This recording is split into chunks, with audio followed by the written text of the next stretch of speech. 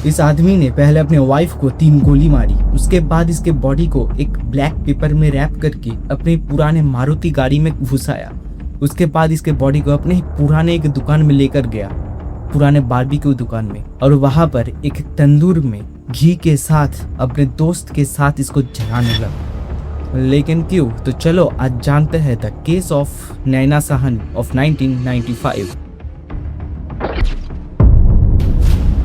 नैना साहनी बचपन से एक बहुत ही ज़्यादा होशियार स्टूडेंट थी।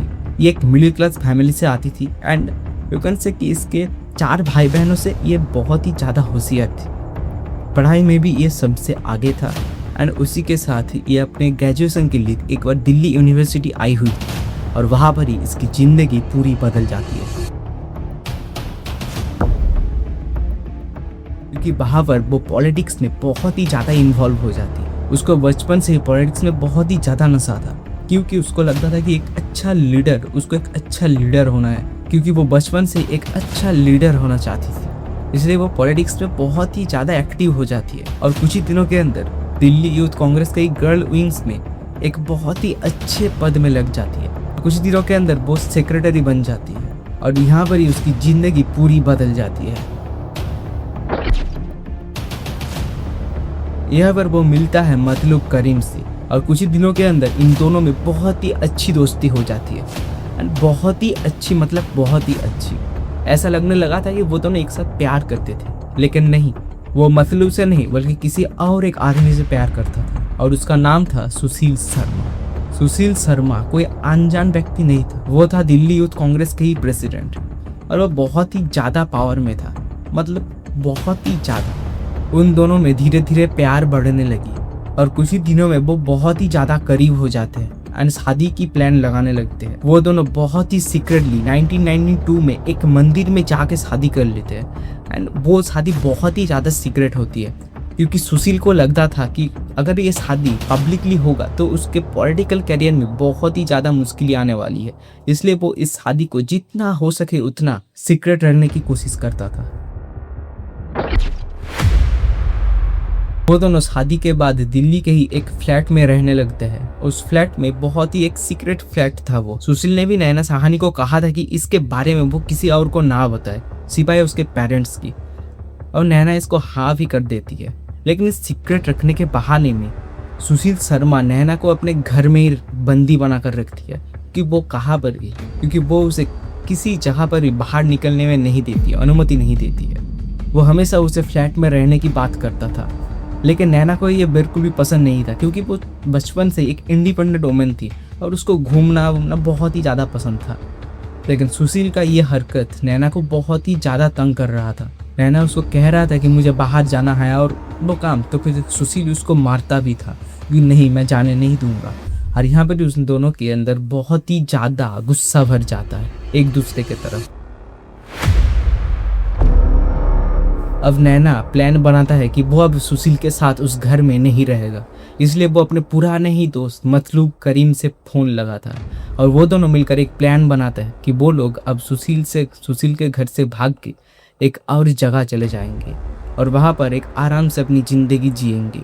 एक बार सुशील जब काम से घर आ रहा था तो फिर वो देख लेता है कि नैना किसी से फ़ोन से बात कर रहा है, टेलीफोन से बात कर रहा है। नैना सुशील को देखते ही फ़ोन को कट कर देता है और अपने रूम में चली जाती है। लेकिन सुशील को बहुत ही ज़्यादा शक होता है और वो जाके वो टेलीफोन कॉल रीडायल करके सुनता है और वो देखता है कि वो किसी और से नहीं बल्कि मतलूब करीम से ही बात कर रहा था।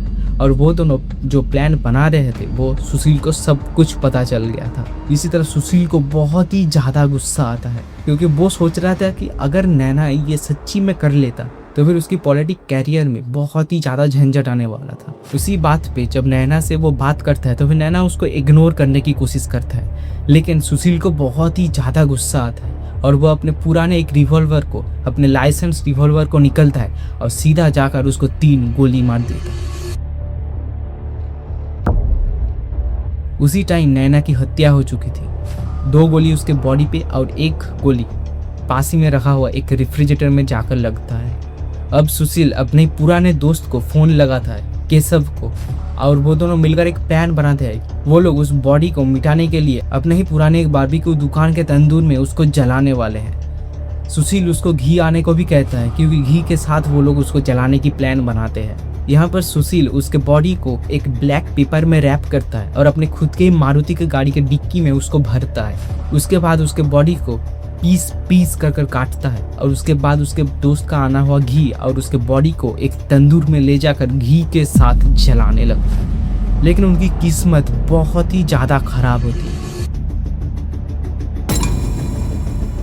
उसी टाइम पे दो पुलिस ऑफिसर्स, दो कांस्टेबल्स पेट्रोलिंग के लिए निकले हुए थे और वो लोग देखते हैं कि एक बारबेक्यू दुकान से बहुत ही ज़्यादा धुआं आ रहा था। उनको बहुत ही ज़्यादा शक होता है और वो लोग ये देखने के लिए वहाँ पर जाते हैं। लेकिन वहाँ पर सुशील के दोस्त केशव कहते हैं कि वो बस पोस्टर्स जला रहे हैं। लेकिन पुलिस को बहुत ही ज़्यादा शक होता है क्योंकि वो एक अलग ही सेंट आ रहा था वहाँ से। पुलिस वहाँ पर हाँ कह के चली जाती है, लेकिन उसके बाद वो लोग चोरी छुप के देखते हैं कि वो लोग किसी पोस्टर्स को नहीं बल्कि एक जिंदा लाश को जला रहे थे। और उसके बाद जो हुआ वो आपने सोची नहीं होगी। वो लोग सीधा पुलिस को इसके बारे में फ़ोन कॉल करके बताते हैं और पुलिस जब तक आता था तब तक सुशील भाग चुका था, लेकिन उसका फ्रेंड केशव अभी तक वहाँ पर ही था। पुलिस उसे केशव को तो अरेस्ट कर लेते हैं, लेकिन सुशील बहुत ही चालाक निकला था। सुशील उस शहर को छोड़कर भाग चुका था। कभी वो बेंगलोर, कभी वो दिल्ली, तो कभी वो चेन्नई पे घूम रहा था। लेकिन एट लास्ट 9 जून को वो बेंगलोर से पकड़ा जाता है और ऐसे ही ये केस सॉल्व होता है। अगर केस अच्छी लगी हो तो एक लाइक करके जाना है। सी यू सून।